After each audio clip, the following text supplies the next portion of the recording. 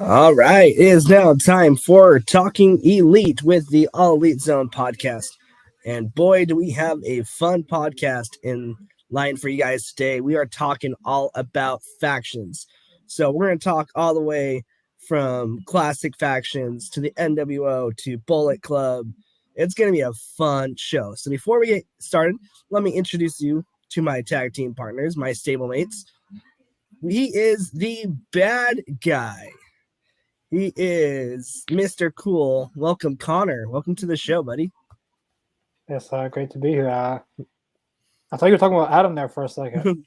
Yeah, it's great to be on. All right, and let me introduce you to my other partner. He is the big sexy of the All Elite Zone podcast. Please welcome Adam. Hey, long time no see, everybody. Hello. Welcome back, brother. We have missed you. It's good to hear your voice. I missed all you guys too, so it's good to see you guys again. You know, it's crazy. You know, there's a lot of great factions and stories involving factions happening on both WWE and AEW. So I think that's one thing I'm glad that they've had that actually make it almost like a focus point in wrestling. Ethan is watching us. He's like, hey guys, how you doing? Thanks for watching, Ethan. Yeah. The big sexy comments. Oh, stop it. All right. So I think before we get like really going into like the the Monday Night Wars era, did you guys watch any of like the Freebirds and the Von Erichs? I feel like that was like the first like two big factions in professional wrestling. I was more so Four Horsemen, so I was more so into those guys growing up as a kid. Granted, I was born in the late '80s, so I only caught like the tail end of like their whole like their faction, and they all split up to go to different companies. But I always loved when YouTube became a thing. I'd go back and watch some of the old promos, some of their old matches, from NWA days, and what's that one? Rocky Mountain Wrestling. I think that was the one. They were just all over the territories, and Flair was the biggest name in that group. But I was an Arn Anderson guy. I freaking loved Arn Anderson, and I still do. So so I grew. I was big on the Four Horsemen for sure.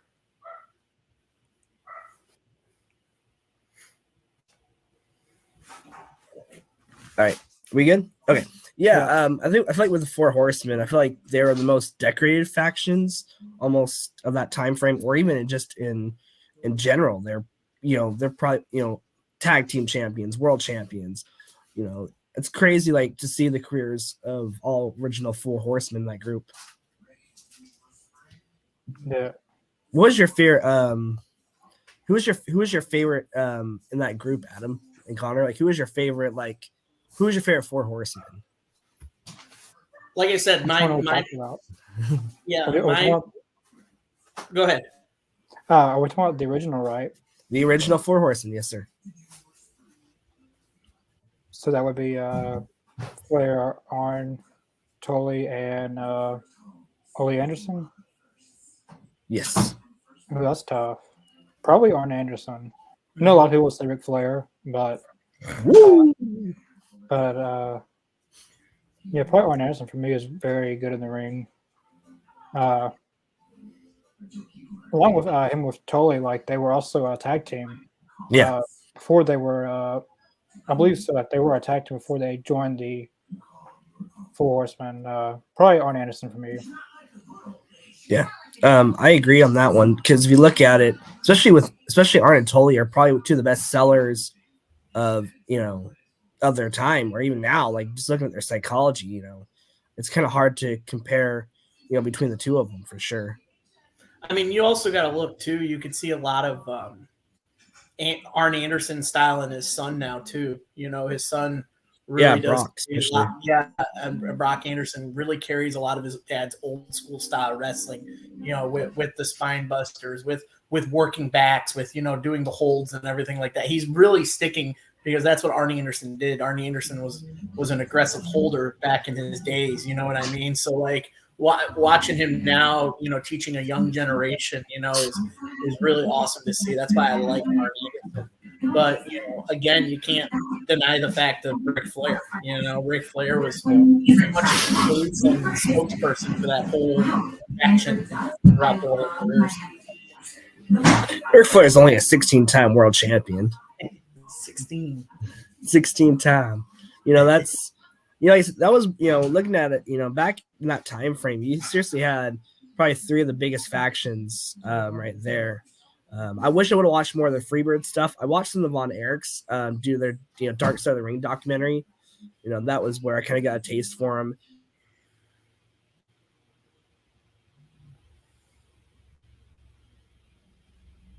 The Freebirds. The only Freebirds one I really know is Michael Hayes. And it's not even for his Freebird stuff. It's like watching. Yeah, but there's a really good steel cage match. Eric and Ric Flair. Like, if you guys get the chance, I think you guys should go watch it after this. Yeah.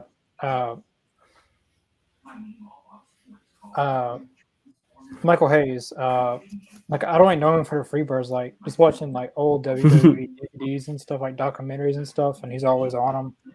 And then I watched some like the Freebird stuff. I remember it was the Freebirds versus what was her name? Von Erich. Yeah. Like old school wrestling. Michael Hayes with blonde, long hair. He's really the only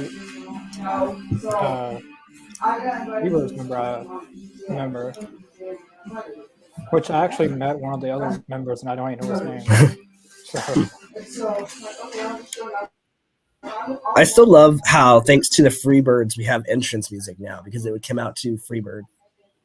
I'm so glad they did that because think about it now, like, almost a wrestler's entrance theme is almost as big as their character. And now we talk, we talked about it before, but another thing that the Freebirds really did introduce was the Freebird rule with tag titles, and they invented that. So now factions nowadays that have like groups of 3 or 4 people, they can do, 2 different people can hold the tag titles. Yeah, because was it the New Day that brought back that rule? Believe it or not, it was 05. It was Spirit Squad. Oh, Spirit Squad? Yeah, Spirit Squad. Really? Titles back in like the mid 2000s in WWE. They pretty much just basically reintroduced the Freebird rule, and it continued for a little bit until it kind of died down. I think it ended after like 4 did it, and then once the 4 went away, I think that's when the New Day came back and kind of reintroduced. So they're like the second introduction of the Freebird rule. Pretty much, yeah. They're pretty much the reintroduced. But Spirit Squad, there's like 5 guys in that group, and they all had they all got to share the titles. They all said we're all tag champs, so they kind of reintroduced the Freebird rule. I forgot about that. Because I didn't watch a whole lot of the Spirit Squad. It's one of those ones that isn't Dolph Ziggler the only one that made it big out of that group?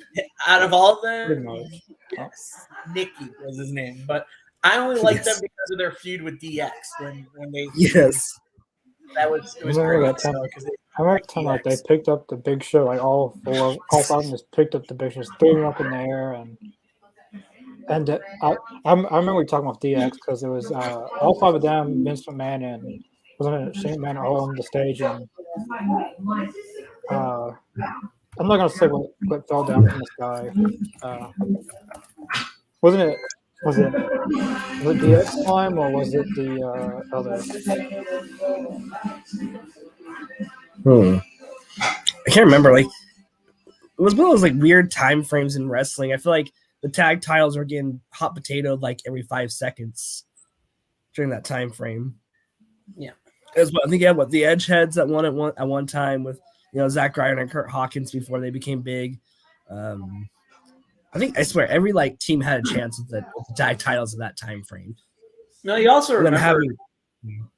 You also had to remember the brand split happened too. So they kind of that's true. They had the World Tag titles, and then they reintroduced the SmackDown Tag titles. So you had teams on both shows basically hot potatoing both tag titles. Yeah, that's true. I think that's kind of a good segue into D-Generation X and the Hart Foundation. Some of the bigger factions on Raw. What was do you guys remember what was your first experience seeing something with D-Generation X? What was your first introduction into that? 1996. 1996. I don't know if it was a pay-per-view or a Raw, but I know for a fact it was 96. I think it was DX in your house or something. I think it was the main event was Shawn Michaels versus someone that returned because Owen Hart left, and then he came back and attacked Shawn Michaels at the end of this show.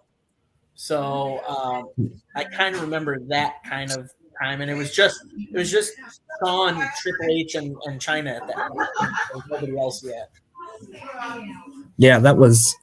I think looking at it, I remember when I was first getting into wrestling because I went through a lot. I went through back on Netflix back in the day. This is kind of how old a millennial I am now, but back in the day, Netflix used to put out good documentaries. I know the CM Punk one was on there at one time. Also was the D-Generation X one, and I, was kind of green when it came to being a wrestling fan, and watching that DX documentary and looking more at the Monday Night War. Of course, I knew who Hulk Hogan was and Triple H, Shawn Michaels were, just because they were on the Was Now Forever post when it came up on Raw and SmackDown. But going back and watching how they were pushed.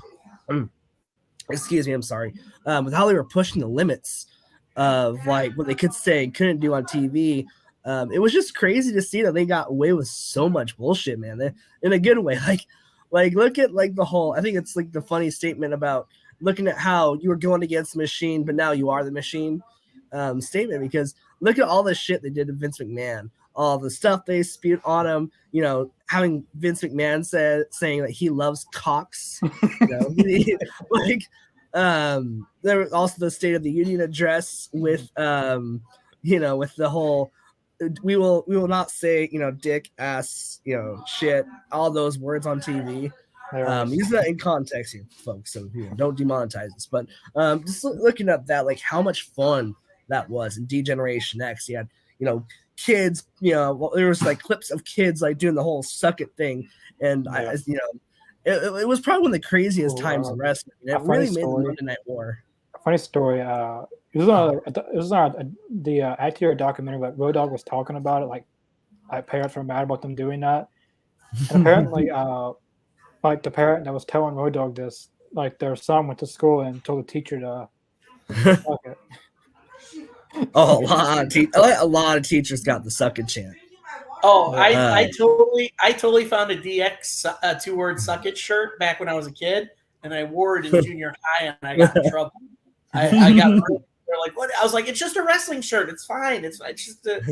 But also, my other favorite thing was the Sergeant Slaughter, because you remember Sergeant Slaughter was the commissioner when they were big, but he would lisp. So there was the one episode of Raw when he's yelling at them, and they wore the face the mask, so they won't speak. I was losing it at home. I was like, oh my god, that is too funny. P-Dog actually brought probably one of my favorite moments in wrestling. When they invaded WCW on the tank. Yeah, that was really man. Because that led to looking at how many different think about it, look at the Elite. The Elite spoofed it. But that was just such an iconic image of that that time frame when everything was just so competitive and hot during that war. Yeah. I remember Kevin Nash and them saying they wanted them to come in and stuff what would have happened if they actually got in there? What would have happened? Like, would they have put them on air, or would there be a Oh backstage? no, there'd be a altercation? lot of issues on that one. Like, what would have really happened? I mean, back then they were still trying to save like kayfabe. You know, they didn't want two companies intermingling with each other. But knowing that so many wrestlers jump ship, from one show to another, and it's still happening now. Yeah, it was so it was just so rare, that they took. I mean, that was during their Attitude Era. It was basically what can we do to cross the line, and that was it. And I think that was a good group too, because you had some really good members in that group. With Triple H actually being the leader, with China still there. Then you had the New Age Outlaws coming in, and then you had X-Pac. I think that iteration of DX literally transcend professional wrestling in that era. Nothing against the form of it with Shawn and Trips and China, but that group. The night after WrestleMania 14, when Triple H was like, hey, you turn to the Click, and then here comes Sean Waltman, aka X-Pac out. You're like, holy crap, we're starting a new faction. This is huge. So, I think that's when really X-Pac started. I think more shining on himself, because I know he was the 1, 2, 3 kid before, but I feel like when he joined up with DX and brought the X-Pac's moniker, and then later on with Six, he really stepped up, and man, he put on some pretty good bangers just by himself. And then I think he brought a good character. Well, everybody in DX was so unique and different, especially when when you had China, Triple H, Shawn Michaels, literally showing their asses on TV weekly. Yeah. Literally showing their ass. Yeah. And that's crazy with the Click. If you look at the Click, though almost all 4 of those guys had probably some of the best, wrestling careers in history. And then looking at it where, Kevin Nash and, the bad guy Razor Ramon, Scott Hall jumped ship and join up with Hulk Hogan and form the NWO and WCW.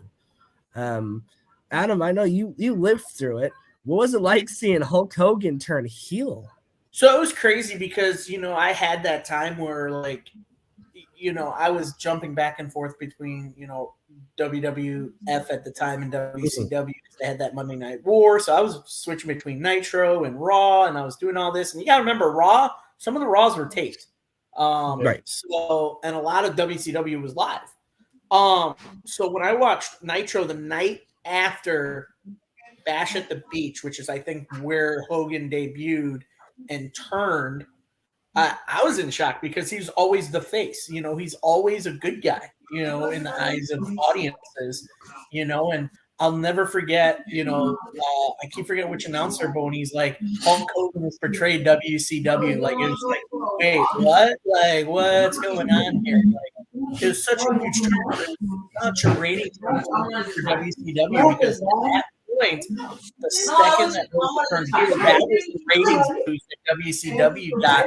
That basically ran. It was a 92 weeks. It was 92 to 99.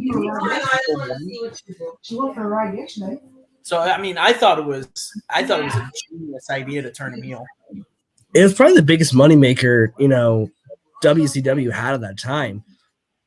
Looking at the NWO, they were literally causing heck on the whole brand, but then it became we're too cool for school kind of mentality, and it felt like everybody was joining the NWO towards the end there. You also have to remember too that at some point during that, NWO actually split into 2 factions, because you had the NWO Black and White, and then you had NWO Wolfpack. Oh yeah, you had the Wolfpack. I forgot. Yeah, you had 2 different factions of NWO just basically overtaking WCW. And basically every week, that was a storyline, was who's joining Black and White and who's joining Wolfpack, who's switching sides. That basically, I feel, became their downfall, because it was too much NWO. When you split the Black and White to Wolfpack, it just basically took over WCW television. And then you got the BWO, the LWO. Yeah, Latino World. I actually like Yeah. the LWO. It was pretty good. But the Blue World Order, man, I love Blue Meanie, and I that was love like Blue World great. Order. Like, weren't they like a ripoff of WCW, like an ECW? Yeah, it was like an ECW spoof. Yeah, it was basically so. What if you've ever seen the documentary "The Rise and Fall of ECW"? They actually interviewed Stevie Richards, and he basically said him and Blue Meanie just like they would parody a lot of things. You know, they would parody the Freebirds, they parody the Von Erichs. You know, they do all these parodies, and then with the NWO, they just parodied it and brought in Nova. And they just did BWO and it just took over. And I thought it was genius. It's crazy to look at, because I didn't really know a whole lot about like what happened with the Wolfpack and the NWO. All I know is I know there was like a whole bunch of different side factions going on. So yeah. There's a lot of jumping. There's a lot of switching sides basically, and like I said, that basically took over a lot of WCW program. I mean, honestly, there were still some good matches, but the storyline of the two NWO factions basically the whole show. Just took over WCW, and that was part of their downfall. I remember Jericho talking about it. It was like everything was like NWO. Like all they were there for was to lose every week, get beat every week, same people over and over and over and over and over and over and over and over and over. And like that's when him, Guerrero, I think it was Benoit and Malenko. I think they were the first four really to jump ship. Well, besides X-Pac, because he's actually the only member to be an NWO and DX. But I believe all four of them was the first really four to jump over from WCW to WWE or WWF. Yeah. Which the NWO was, it was a downfall because mainly I'd say Kevin Nash, and it was would you consider Eric Bischoff? Yeah, he was kind of a member. It just got to the point where the whole show was NWO, and like didn't it have NWO branded shows? Like it wasn't even a WCW show. It was like NWO World. What was it called? Didn't they have a pay-per-view? Yeah, or branded pay-per-view. Yeah, they had a branded pay-per-view. I can't remember the name of it, but they did. Let's see here. I believe it was NWO Worldwide, but I could be wrong. Let's see, NWO. But I remember what you mean, Connor. Those four jumped ships from WCW to WWF and actually became known as the Radicals. Because also Barry Saturn jumped over with them too from WCW. Because I remember isn't this documentary that like all four of them was like they just showed up and there was like front row. And then like at that time like there was no Dave Meltzer or anything like that. So everyone thought that they were there to invade, kind of like Kevin Nash and Scott Hall. And like that's what so what that back then would draw big because there was no internet really. They have the hotline though. Hotline, the hotline. Also, going back to the NWO, so they had so far I'm seeing 3 different pay-per-views. They have the NWO Sold Out, NWO Uncensored, and NWO Slamboree. A lot of NWO. But no, going back to invasion stuff too, like the ECW was starting to do that a lot with WWF because ECW showed up at King of the Ring the one year, and then they returned for Mind Games, and they actually allowed ECW to be like front and center, and then they allowed ECW to be on Raw one night, like in the late 90s. So I mean, it wasn't nothing like new of like guys jumping ships to a different company and just becoming a faction over there because they were brand new. Yeah, I know. Like WCW murdered ECW. Like Eddie Guerrero, Benoit, Jericho, Sabu at one point. A lot of the Luchadors. And a lot of people. Well, if you watch the documentary, but ECW actually helped WWE win the Monday Night Warrior because they started adapting the hardcore, and then that's when they brought in like basically an invasion of ECW, like Tommy Dreamer. Like there's a lot of them I'm forgetting, but like they used ECW's format in their own product, and it got them over. And basically, WCW copied them into a hardcore title and tried to copy that. Crazy that, just looking at WWE's power, because think about it, they had both factions from WCW and ECW after both shows closed. And then, especially the ECW angle, I feel like they kind of just... Like, imagine when they bought it, like, it was the actual NWO, like when they first bought it, like, the Invasion, Hulk Hogan, Sting. Imagine if it was that. But it wasn't. And like I said, I have a lot of respect for Sting for not wanting to go to WWE at the time. Yeah, he didn't go for a long time, which it kind of paid off because TNA had some of the most memorable matches of all time. Yeah. So he also had some memorable moments, Yeah. Let's not forget the whole Jeff Hardy under the influence thing, and right here, about it. Right here when he won the NWA title. Right here when he went against Jeff Jarrett. Big one right here was from Lockdown 2. The first Lockdown with Jeff Jarrett. But I think the most memorable was when he no-sold the Jeff Jarrett guitar. I love his no-sells. I think Sting had some of the best no-sells in history. Like, I like just watching it in the middle of the night. I'm asleep and I wake up, and then all I hear is guitar smash and just Sting popping up. And I think Sting and Undertaker had some of the best pop-ups in history. Yeah. And it's very sad that was a dream matchup that people really wanted to see with Sting and Undertaker. So I know we've talked about many times, but it sucks that we'll never see it, and it could have happened. But I think it will happen on WWE 2K23. Yeah, so check out our live stream coming. All three of us decide to buy the game. Yeah, it's just crazy. Like they really WWE dropped the ball with Sting. I think that's one thing AEW's done right with him. They've kept his legacy legendary.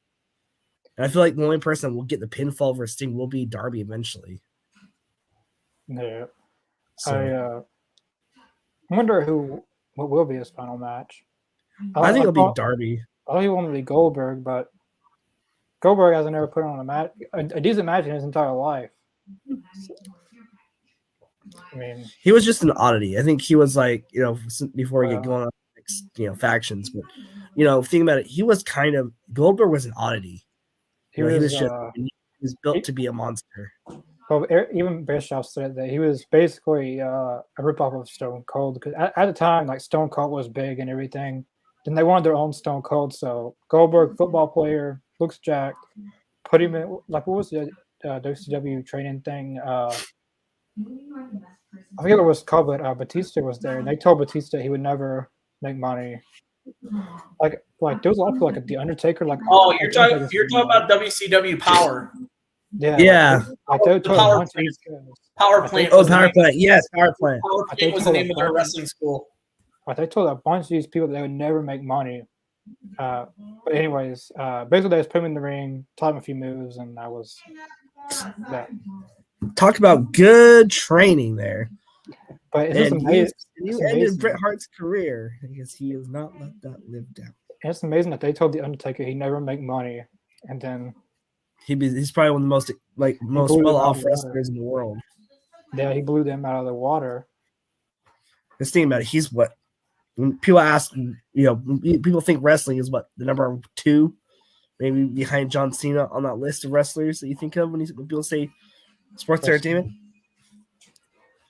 Wrestling maybe number 1. Entertainment. Or both, maybe.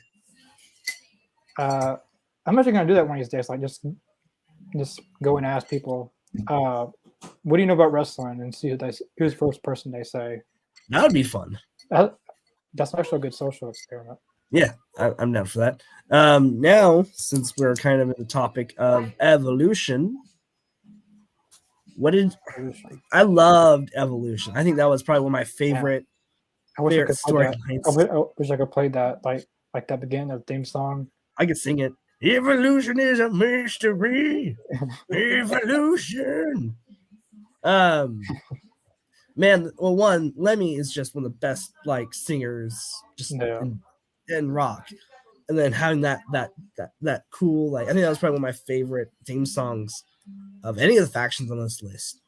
But looking at it, you know, with Ric Flair, Batista, Triple H, and Randy Orton, you know, you have the two young guys of Batista and Randy Orton. Then you have the Game that was already a well-established world champion, and then you had your 16-time world champion veteran that was, you know, that was in that stable. And man, they were a dominant force back in the day. Yeah, I believe at one time, Triple H world champion, Batista and Ric Flair tag, and then Orton Intercontinental.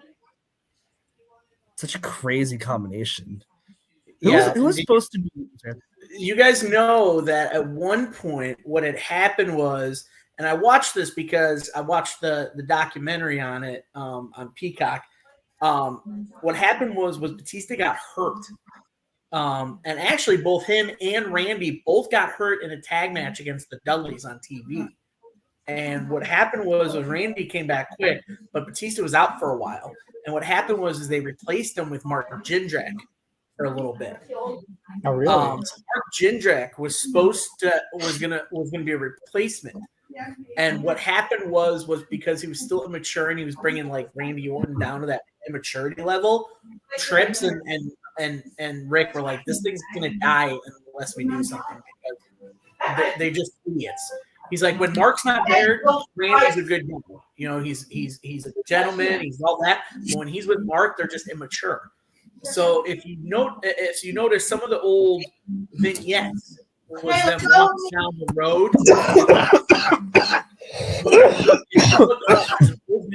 You good, Lane? Yeah, sorry.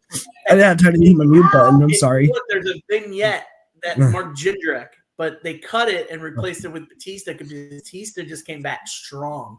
So it was actually supposed to be Mark Jindrak, but they got cut him quick, and it became what it was. So it was really supposed to be Mark Jindrak instead of Randy Orton. Yeah, it was supposed to be Mark instead of Batista. Oh wow. Yeah. So, but because Batista was scared because, you know, this was their chance for Randy and Batista to actually learn under someone like Triple H and Ric Flair. And actually, if you watch this because it's on the Ruthless Aggression series on TikTok, they interview them about the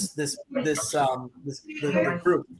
And Ric Flair was in a bad place. Like, he didn't want to walk through curtain. Like, he couldn't find himself in that area. He felt out of date. And then Triple H kind of brought him back.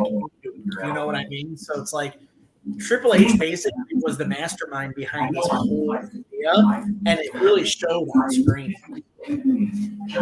Yeah, I think that was one of the, you know, that was probably like really the only like last good faction for a while until really, you know, the Shield and Bullet Club happened in New Japan, and maybe Aces and Eight and Impact. But, you know, that was some of the best storytelling, you know, in the company, and the downfall of Evolution, you know, when they turned on Randy Orton.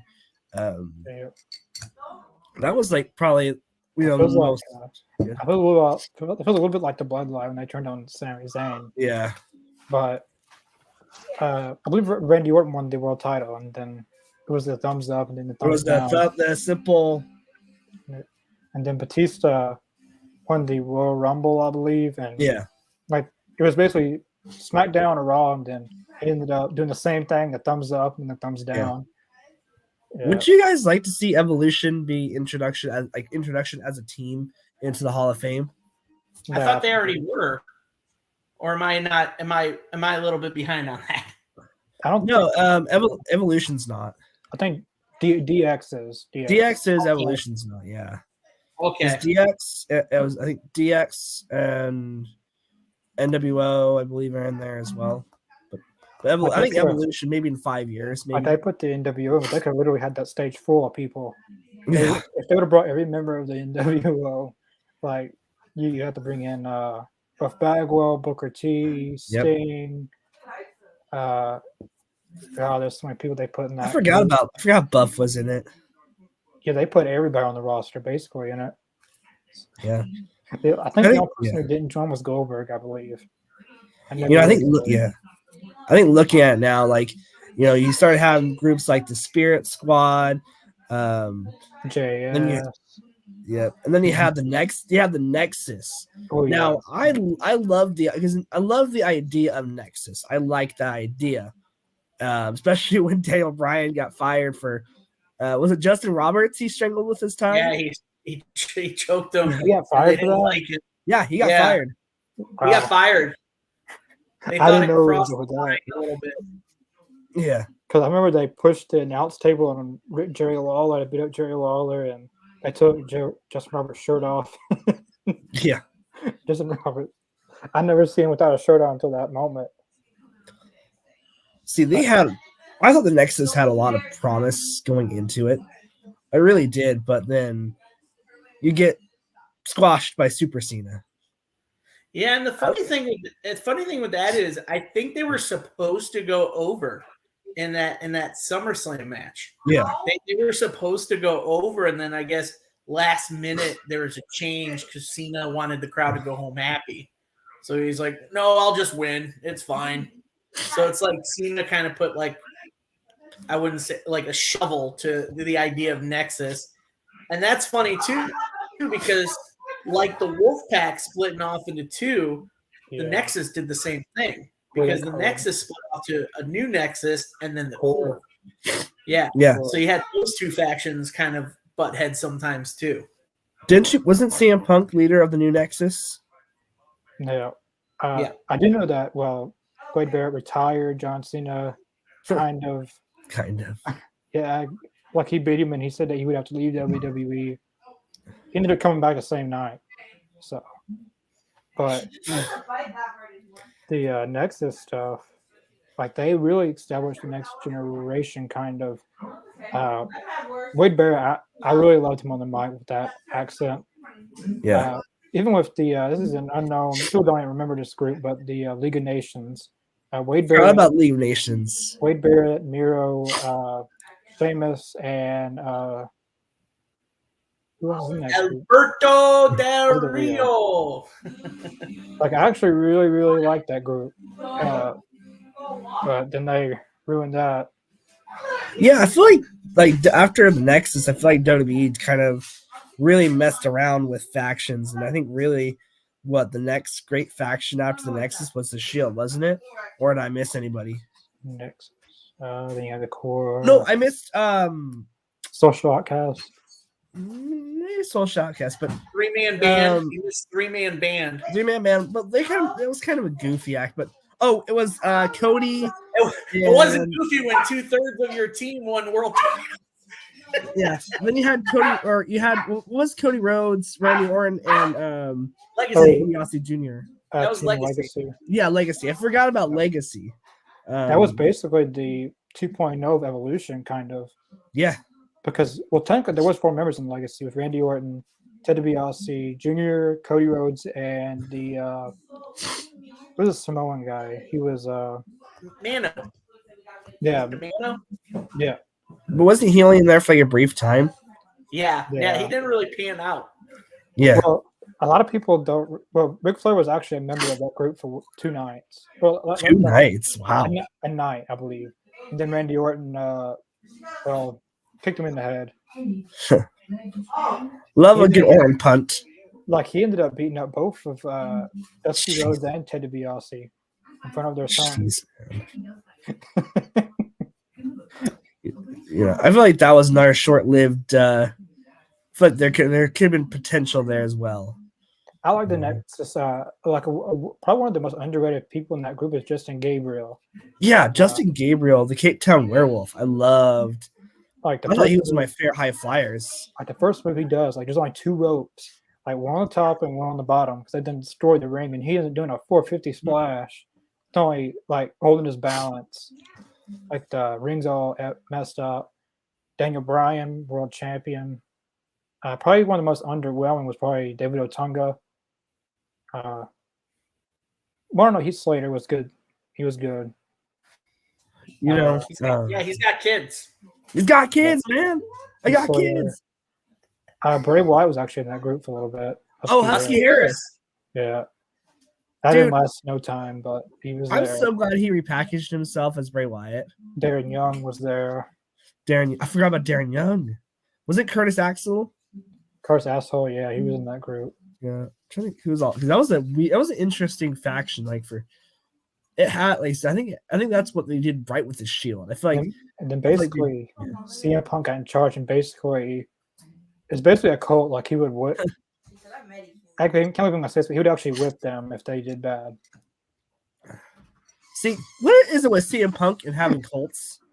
Like I remember one time that he had his belt and he beat up Heath Slater or something with the belt. Because he also did. We skipped it, but he also did the Straight Edge Society. Yes, the Straight Edge Society. I've almost forgotten about the Straight Edge Society. Yeah. Wasn't it with Serena Deeb and With Serena Deeb and Doc Gallows. Jack Gallows, yeah. And Joey Mercury for a little bit. Oh, Joey Mercury, yes. Yeah. And then he shaved his head and he had to wear the mask. He wore the mask because he lost to who was it? Rey Mysterio. Yeah, it was either hair. He had to shave his hair or Rey Mysterio. It was hair versus mask. Yeah, I remember that. Mask, yeah. Isn't that when CM Punk started wearing a mask too for that weird couple? Yep, he had to shave his head. Weird time, wasn't that? And then, and then TNA. Because they're. What's that? I said, go ahead, Connor. Oh, I was gonna say, and then I think basically after the Nexus during that time period, TNA started to have their own factions. Yeah, Aces and Eight. Like the main event Mafia. Main event Mafia. Who was it? It was Sting, Samoa Joe, Kurt Angle, I believe, and they had Fortune. Then they had TNA had a lot of groups during that time period. Well, I was gonna say too. I know we've been talking about a lot of male factions, but you guys gotta remember that they tried a lot of female factions too. Oh, that's true. I don't want to shed light on that for people who don't remember that in some of the early days of pro wrestling. Like you had the beautiful people in TNA. Oh, yes. Yeah, you had the beautiful people in TNA, and then like with the Diva Revolution, you had like Becky Page, and like someone like they had Team Bad, Team PCB, like Paige, Charlotte, Becky, and then Team Bad. Like they had all these women factions too, going on, not just guys. And I don't know why, but you can tell the audience wasn't really behind the female factions. Except, like I said, maybe in TNA with the beautiful people. They got a lot of reactions in TNA with that. Really? Yeah. If you, I'm gonna have to go back and watch that because I'm gonna be honest with you, I had no idea that was a faction. The beautiful people. Yeah. And then they have like Awesome Kong come in and try to like destroy the whole group. Like I think so. Oh, okay. Yeah, they had like Awesome Kong come in, like beat up all the women on the roster. She had a really good feud with Gail Kim though. They had a really good feud in TNA. Have you ever seen the Beautiful People's like entrance lane? I'll have to go. I'll watch it once I'm done. It's an entrance you'll never forget. Yeah. Like almost as good as the Kelly entrance, or is it better? No. Way better. It's not like any Kelly. Oh, like on a scale of 1 to dang. I think you should look at it right now. Speaking of Kelly, she also did Expose and ECW Revive. Yeah. They had the Expose group. Like, there was a bunch of girls that were just, like, half naked. Like, strippers in ECW. It was like, what the hell are we doing? I'm pretty sure like there's a TNA Beautiful People entrance or something. Okay. Let me watch this. Okay. Bear with us. All right. Oh, my gosh. This is, like, interesting. So, for those guys, I'm sorry, I know we don't want to do like a watch on like this, but oh my gosh, no wonder why a lot of fans are going to TNA. Jeez. Well, you see what the words TNA and TNA. Well, who was it that called? Was it Disco Inferno or who was it that called it Tits and Ass? Oh man! Someone I could call it that. Probably Disco Inferno. That sounds like what he would say. Disco Inferno, yeah. Well, like it was early TNA days, and he was saying lots of he shouldn't be saying. And then he said that TNA, because at the time TNA had like basically strippers. It was NWA TNA, and they basically got like people, like women in these, what were they called, like cage things? Like they were just like strippers, basically. Oh, they were like dancing in those Yeah. go-go cages. Yeah. I mean, WCW did that a lot too. They had like the Nitro girls and like the girls on the stage dancing. So, but I thought I'd bring that into you guys that they had female wrestling factions too. They're just crazy. No idea. So that I just thought of it. But even besides Beautiful People's entrance, they did a lot of stuff that a lot of stuff you won't see in a women's faction. Yeah, for sure. Oh, I think that's. Oh, I know we have the Outcast or Outsiders, what they're called now, with in AEW. So hopefully they'll go somewhere with that.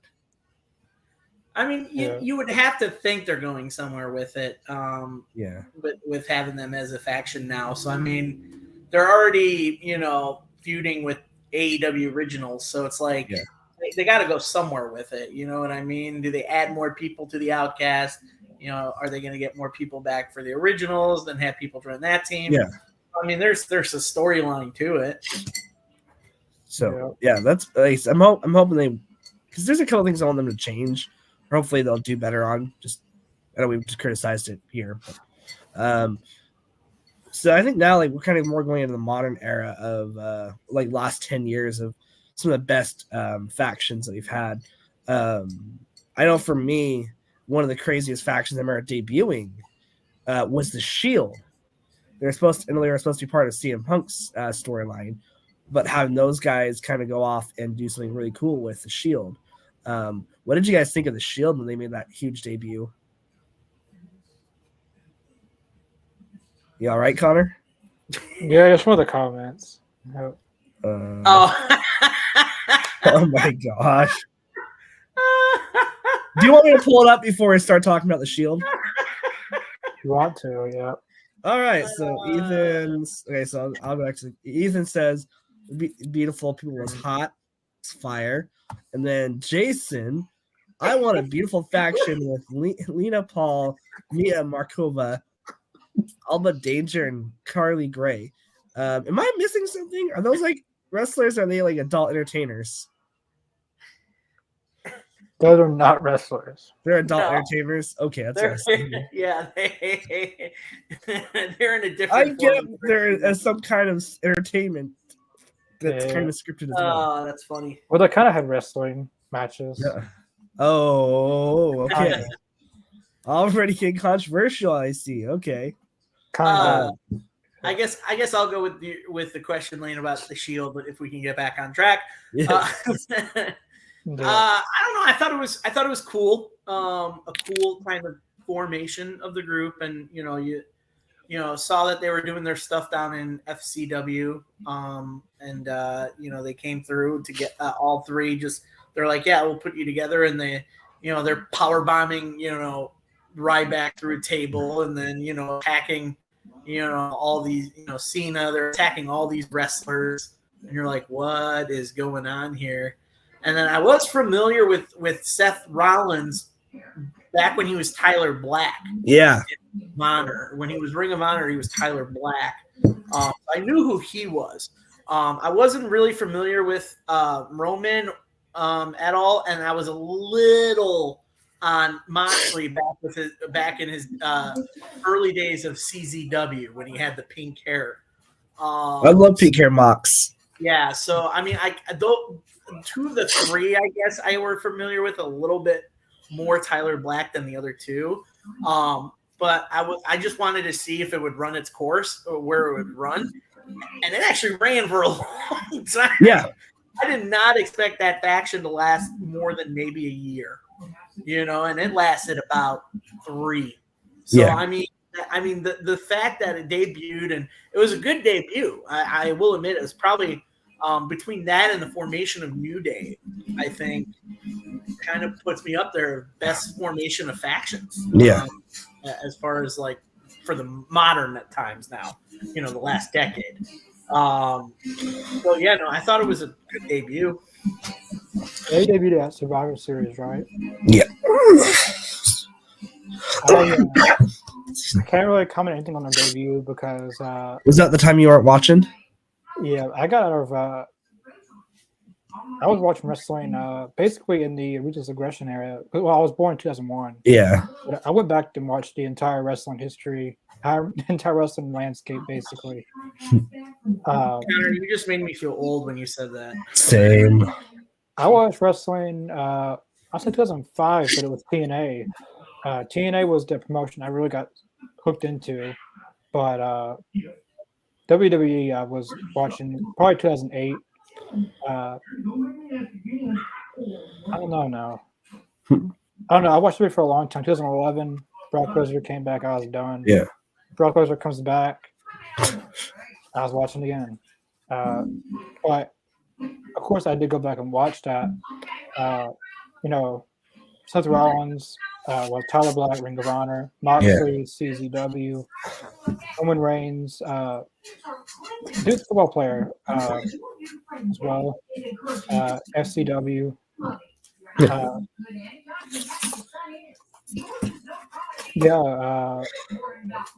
debut was kind of almost like a Nexus, but they just destroyed it. They destroyed the ring. Trying to remember some things about the Shield. I think for me, they're part of Dusty Rhodes' last match, last pay-per-view match. It was the Shield versus Goldust, Cody Rhodes, and Dusty Rhodes. Mm-hmm. And that one was very emotional. I remember watching that one. I'm like, was it Stardust? No, this is before Stardust. Yeah, this was way, not way, but a little bit before Stardust. Yeah, this is right before Cody was Stardust and then jumped ship. But I remember like watching that with the Evolution feud, and then having Triple H come out with the sledgehammer and be like, "We all have a plan B." And then that's when Seth Rollins turned on his brothers. That was probably one of the most emotional like heel turns. And just because they were so brothers, and it was sad to see that split. And then, of course, one of the worst factions, in my opinion, the Authority angle line was it was okay, but it was just Roman Reigns versus the Authority, John Cena versus the Authority. It kind of got old after a while. But it had one of the best, like, I guess, conclusions to like the story. And then you had sub stories going off with Dean Ambrose, John Moxley, and then Seth Rollins, and Roman Reigns. Like, I think they've done a good job of tying the roots in, like they did with like the NWO or D-Generation X, and then looking at all three of them are multi champions right now. Yeah, I think Seth Rollins had probably his biggest run once he turned on the Shield. I would say once he became WWE champion, he cashed in WrestleMania. He was 227 days. He won the WWE title and United States title on the same night. He beat Sting. But I feel like everyone had a great payoff when the shit was done, like Mock with Dean Ambrose, Roman Reigns, and Rollins. I think one of my favorite Shield matches was Shield versus the Evolution. Even though Ric Flair wasn't involved, it's not Evolution. Of course he couldn't have. Well, I don't know. He probably would have wrestled. I don't know. He did have his last match just barely, so he probably still could have. I think at that time he was wrestling in TNA. Him and Hulk Hogan teamed up. Yeah. And while that was going on, let's hop across the pond to Japan. And probably one of the biggest factions in New Japan, Bullet Club.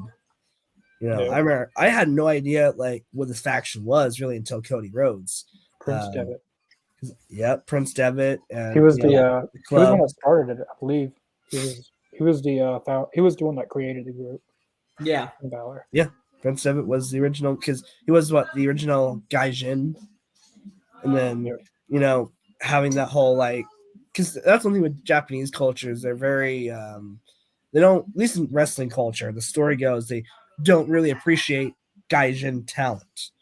And then and then everything that happened with Prince Devitt, and then transitioning to AJ Styles, to Kenny Omega, to there was a lot of great stories that came with Bullet Club, and it was crazy. Like, for a while there, I just saw Bullet Club shirts And no matter if you were watching NXT, Raw, SmackDown, every promotion, you would see the black and white logo everywhere.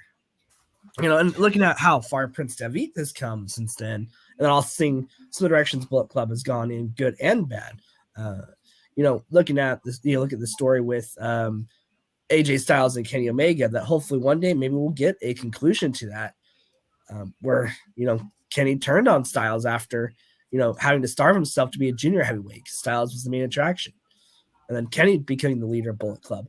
Looking at all the talent that Bullet Club really made, a lot of great talent for AEW.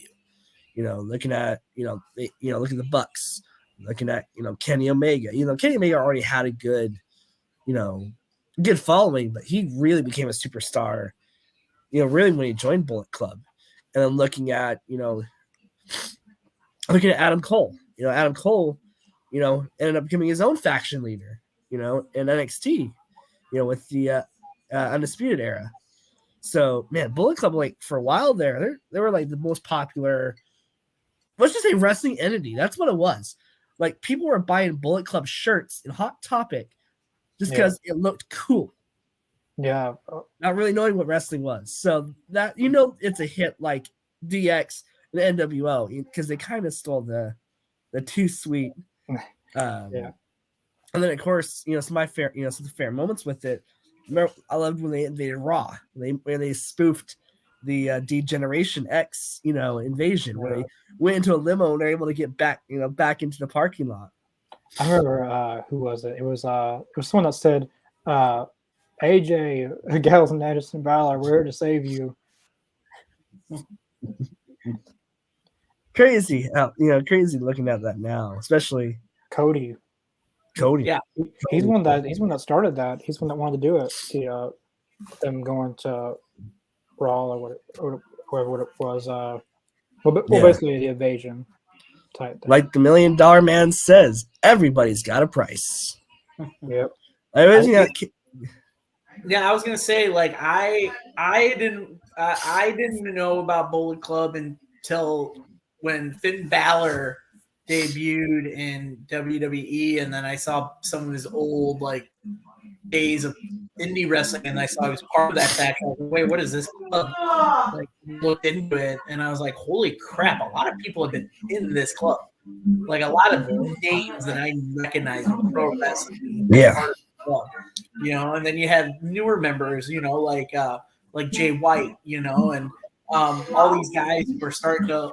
I mean, like you saying, you're starting to see these Bullet Club shirts everywhere. Doesn't matter what wrestling show you're at, you're wearing them. That's just the influence and the brand recognition that Bullet Club has, because they've had so many members from different wrestling countries. They've had New Japan, they've had Australian wrestlers have been part of Bullet Club. American wrestlers have been part of Bullet New Zealand, England, Canada. England, they've got members from every country that has been in and out of the Bullet Club, and have really actually just carried the love of that club, like, no matter what promotion they go to. Even I think I found it online. It was a video of, I don't know if it was a house show or it was after Raw show, where Cody was in the ring with Luke Gallows and Anderson, and he said, I just want to be back with the boys in the club. And they did the Too Sweet thing in the middle. Yeah. And I was like, oh shit, that is awesome. Like, it was, so there's that influence for that faction for sure. Well, looking at, because you have Gallows and Anderson that are in WWE now, the club. Unfortunately, the Girls of Destiny are no longer part of Bullet Club, and they formed their own group, Bonsai. So they're still rocking in New Japan. Looking at the Elite, I was gonna say, the comment we were talking earlier that the NWA had two it seemed like the Elite, like the Bullet Club had two separate groups, the Bullet Club and the Elite.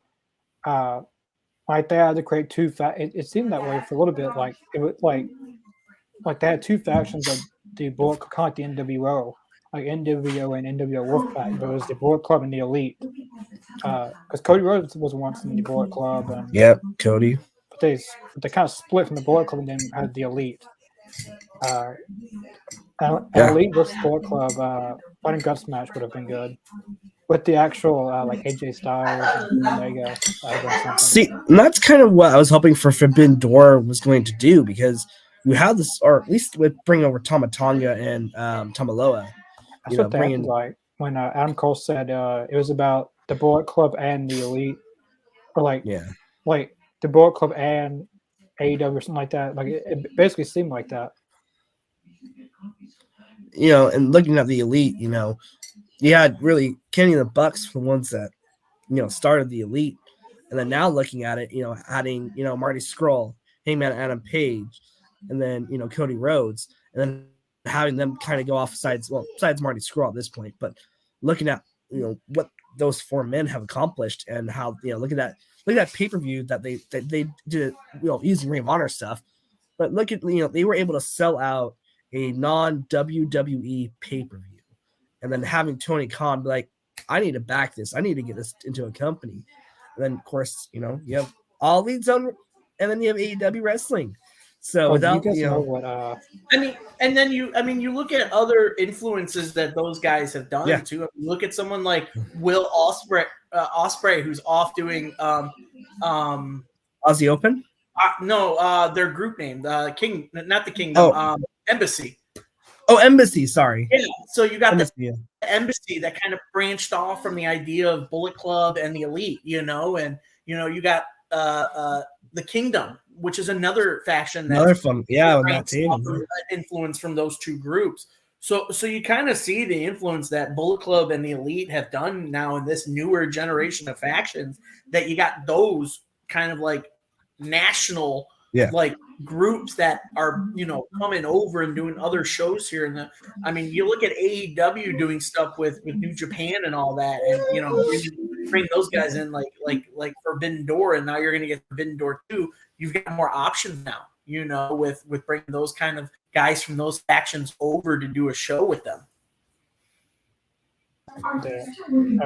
It's really crazy to see. Jason asked a very interesting question. He asked, "You guys think we'll get a Bullet Club in WWE?" Well, they've tried it with the OC and Balor Club, and I think now maybe with Triple H, maybe if they bring over Jay White, you might have some kind of storyline with that. I think if they sign Jay White, Cody and Gallows and Anderson's teamed up a little bit on the house shows. So AJ Styles is injured, but doesn't necessarily mean he couldn't be in it. Cody. Almost meowing. That's actually three leaders right there. In AJ, Cody, and Jay White, Gallows and Anderson, and Finn Balor. That's four. So they could, but I don't know, because they've had the opportunity before with AJ, Finn Balor, and Gallows and Anderson. Yeah. They never did it. But I don't know. It really depends on what Jay White does at this point. I think they'll pay homage to the history with it, but I don't think it will be a full-on, probably like called Bullet Club. I think it'll be Bullet Club without being called. It'll just be called the Club. Literally, what they've been doing with AJ, Gallows, and Anderson, they'll just call it the Club. Yeah, and hopefully now that Vince McMahon's not fully in charge, hopefully we'll get what they should have done with the Club or Balor fully Club. in charge.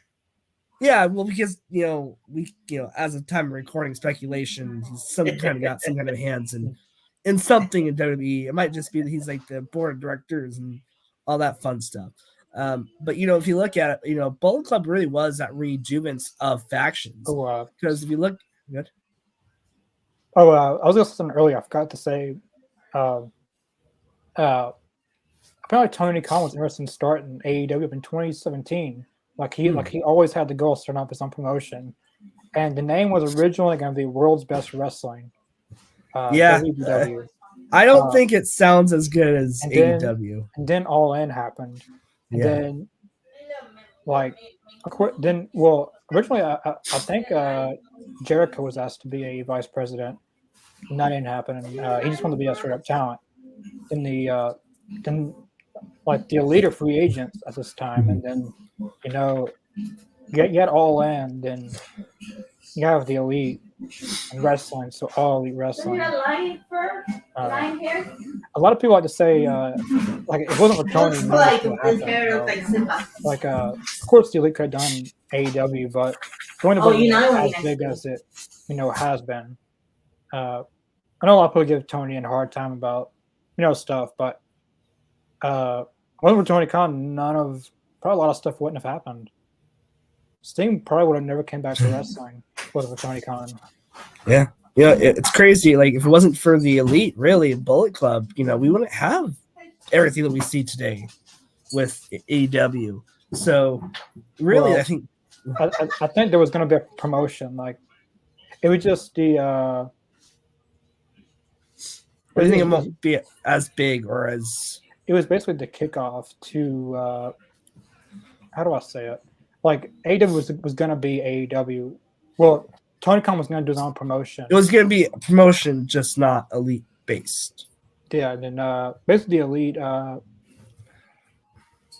Basically, Tony Khan's money, which a lot of people forget he's an actual really, really big wrestling fan.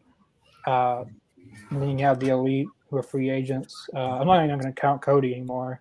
But Well, the thing is, you still have to give Cody respect, the because he still helped start the show, even though I don't necessarily agree with some of his comments he left, because it almost makes him look almost fickle, or he basically described looks himself. like, He basically described himself in AEW. yeah. But and basically, and the Elite said if it wasn't for AEW, they were still going to start their own promotion. True. It was just one big collaboration, basically. Mm-hmm. And I think that's really what helped, because now if you look at it, really, almost both main shows, WWE and AEW, have some of the biggest factions, probably of modern wrestling right now. You have the Bloodline, and then you have over in AEW, you have the BCC, to an extent the JAS, because they're entertaining as hell. You just have so much going on. You have the Firm. Is the Elite still a thing? The Elite's still like a faction. So it's just trying to figure out what they're going to do from there. Yeah, because looking at it, if you look at it, both the Bloodline and the Elite in the last 2-3 years, they've had they've had some of the best storytelling within a faction that we've seen in a long time. I mean, you could kind of throw, even though it's not the biggest thing going on right now, not compare those two, but you could also have Honor No More going on in Impact. Honor No More? I mean, yeah, that was a dominant faction. That was there that night when they debuted. that just came through after Ring of Honor. They're all like, "Hey, we're here now. Like, we didn't want to go anywhere else but here now." So, and now you're starting to get, Bennett and what's his name, Tavern, right? Taven. Yeah, Mike. Taven. Yeah, they got them coming over to AEW a lot now too. I mean, that's the nice thing about pro wrestling today. With some promotions, they'll work together, and you can kind of see some of those factions reunite in a promotion that you're watching. Yeah, and like I said, there's some promise. I feel like now with Dark Order, I feel like there's some promise with their storytelling again. I feel like they were in a rough spot. With Stu Grayson coming back, I feel like there's a good momentum shift going, towards Dark Order, and hopefully we'll get the Dark Order that we saw, or a better version of Dark Order. This is a weird take, but remember when in the beginning of AEW, they teased the Exalted One. Yeah, you remember how Raven was in the crowd, and no one thought he was. I could think bringing Raven and having him be the leader would be something like turn it back into a cult type thing, like it was. I remember when they they had that website, join the Dark Order, and then I signed up for that. I didn't get anything after that, but I think they should turn them into a full-blooded cult again. Yeah, I feel like they could easily do that, and Hangman on Page, I feel Hangman being a leader, being a cult. See, that's a booking elite right there. So let's get in on that. Doing how would you book Hangman or a potential leader for that? That would, because Hangman, I think he has the character potential, and don't get me wrong, I love the millennial cowboy shit stuff, but man, like to see like a different side of Hangman and have him be a cult leader, that'd be kind of fun. Have him be the next Exalted One. So who knows? Like I said, there's a lot of cool stuff happening with factions. You know, of course, you had the Bloodline. Everything with Sami Zayn was really good. With Sami Zayn, the Usos, the whole like that whole inner turmoil, which I love. A good inner turmoil when it comes to faction. You know, the Elite had it a couple years ago. I remember that song when like the Elite's okay, and like all of them are singing this sad song. Cody Rhodes is in the bathtub, has a cigar, and Marty Scurll singing this whole thing. There's people who aren't even in the Elite who are upset about this. Right. It was really funny.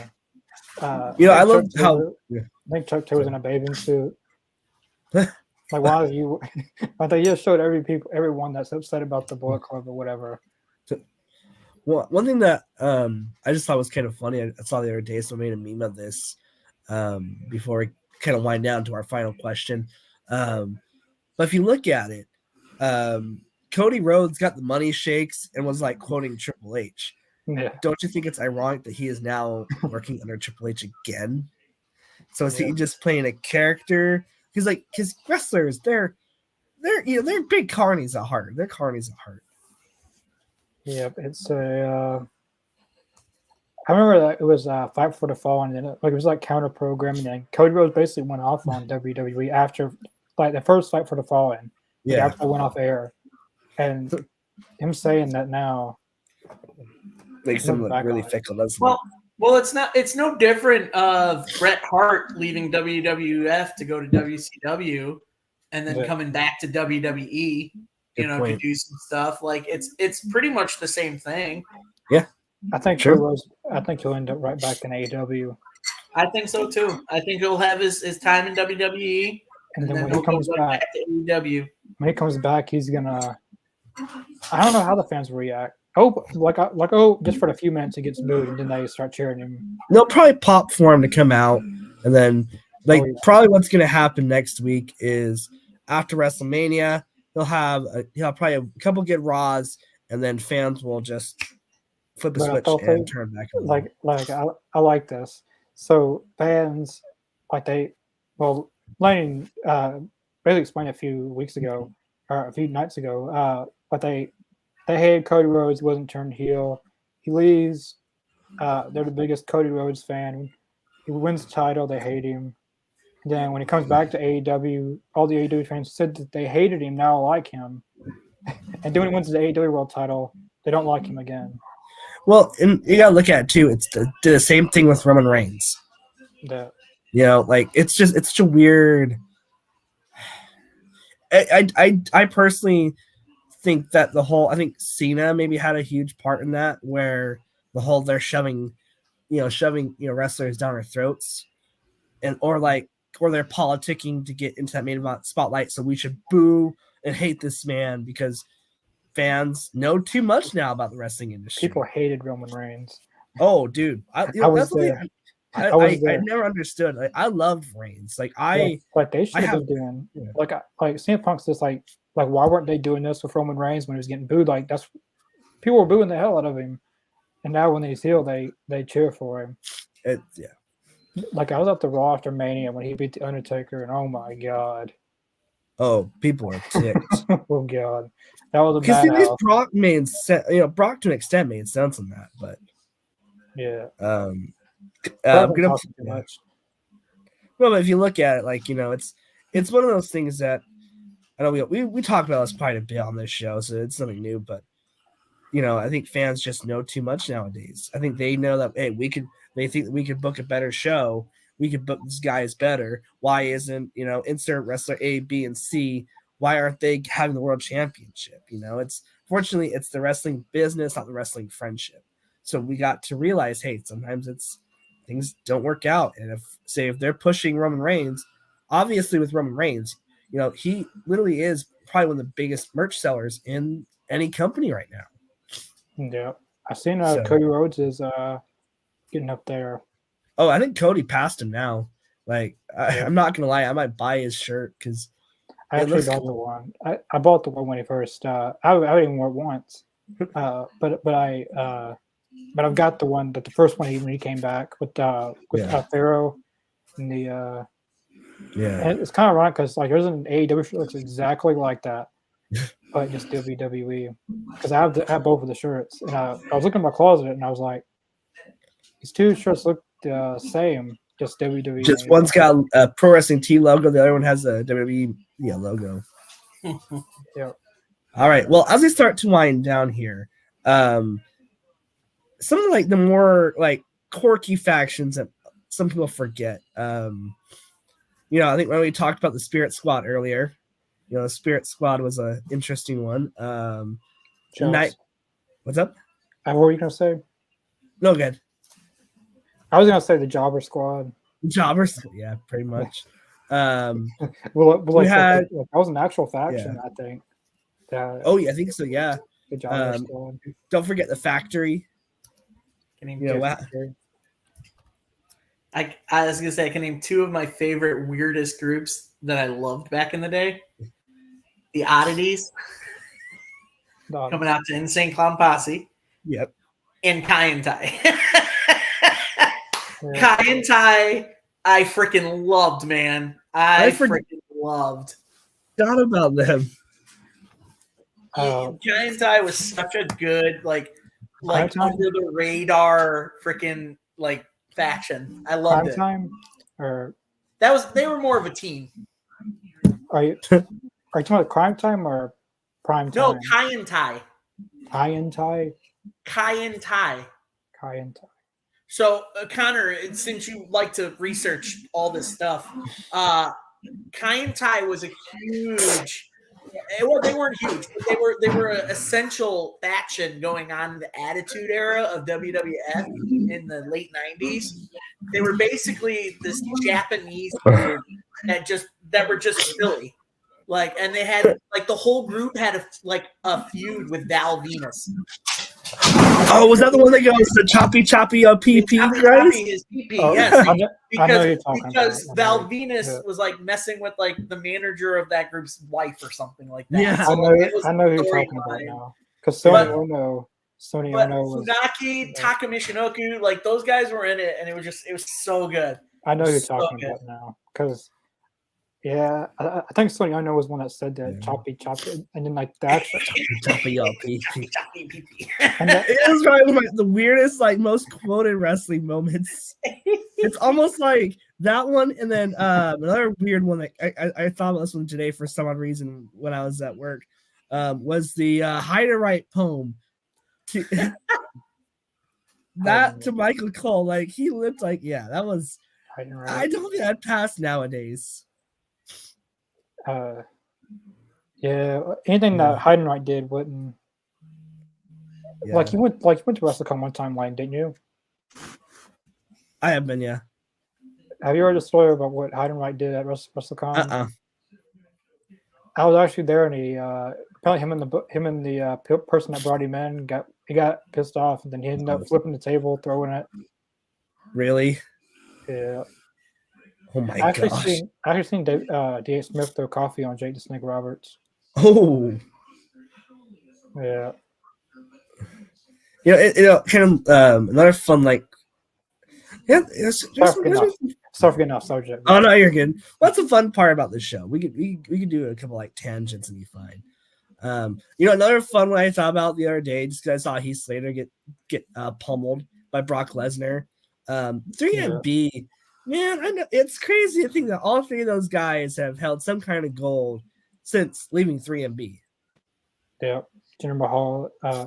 Basically, all of them's been world champions except Heath Slater. Yeah, Heath Slater was tag champ. He did hold some belts, some tag belts, but he's never won an individual belt. Not yet. I would actually petition for him to win the Impact Championship. Josh Alexander's hurt. I love when him and Rhino won the SmackDown tag titles. Yes. I thought it was so random at first, and then it became an actual team, and now today it's an actual team in Impact. Yeah, Impact Wrestling. Those two just have such a good relation. And then, he's got a couple independent belts. He's one of Matt Cardona and Brian Myers, their FWF. Like he's their like interstate world champion. So he holds and I have a picture with him from WrestleCon. Because I met him at Matt and Brian's live show, and he's like, come here, man. And I was just talking to him, like, come here, man. I don't care. I'm gonna give you guys a free picture. And Heath, man, he's such a good guy. Like he's seriously like, I would love for him to win the big one at least once before. Heath Slater. Yeah, I think Heath Slater would be great. Impact. I think Impact. I think he can be a good Impact World Champion. I think you guys. Yeah. I think he can be. He's like him. Like he looks great now. He's jacked. Seriously, all three men have had a better career outside of 3MB. Well, you also look at the fact of what winning the Impact World Title actually did for Drew and Bobby too. Yeah. Bobby Lashley. It reinvented both of those guys when they returned to WWE. Oh, big time. And then they both won world titles there. And if Heath can win the Impact title, like who's not to say that if the opportunity knocks, he goes back to WWE and they give him like the Universal title or the WWE title, like just for the hell of it. Like who knows? Because the one thing that you notice about WWE, and as much as you love them or hate them, one thing Vince likes is when somebody goes out of their way to elevate themselves outside of WWE. They love that, and I think Trips is almost the same way, especially Cody Rhodes. Yeah, and they love that idea. You know, they're like, these guys have really reinvented themselves, and let's throw them in there. Let's see what they can do. Yeah. So, there's one faction, the little MFers. The what? The little MFers. You know who that is? No. It was Matt Hardy and Shannon Moore. What? The little MFers. Huh. Crazy. All right. Well, that is going to do it for Talking Elite tonight. Thank you guys so much for watching. Make sure you guys like, comment, subscribe down below. Make sure you share this podcast. We are trying to grow our numbers every week. We have, like I said, we're having so many fun shows coming up. Next week, since WrestleMania is this weekend, we are going to talk about some of our favorite WrestleMania moments next week and go over some of the most iconic WrestleMania moments with superstars like The Undertaker, Flair, Shawn Michaels. So I know we're gonna be kind of going more into WWE territory next week, but I think WrestleMania is such a huge wrestling, staple of, no matter what part of the fandom you're gonna be part of. So we'll discuss some of our favorite moments from the show, and yeah, it's gonna be a lot of fun. So yeah, make sure you guys, like I said, follow us on YouTube.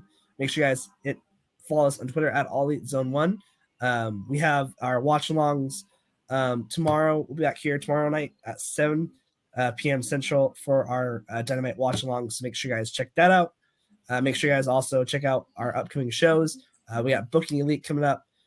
We have a couple other like small shows stuff coming in the pipeline, and of course our ROH watch-alongs, our Rampage watch-along, and then Monday nights with our WCW watch-along. So before we head off, Connor, Adam, is there anything you guys want to say before we go?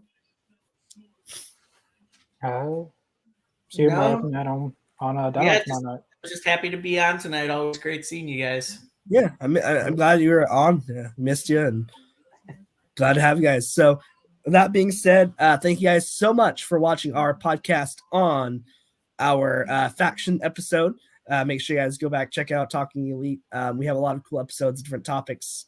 So go through our records, go check those out, and we'll see you guys next week for our WrestleMania Spotlight.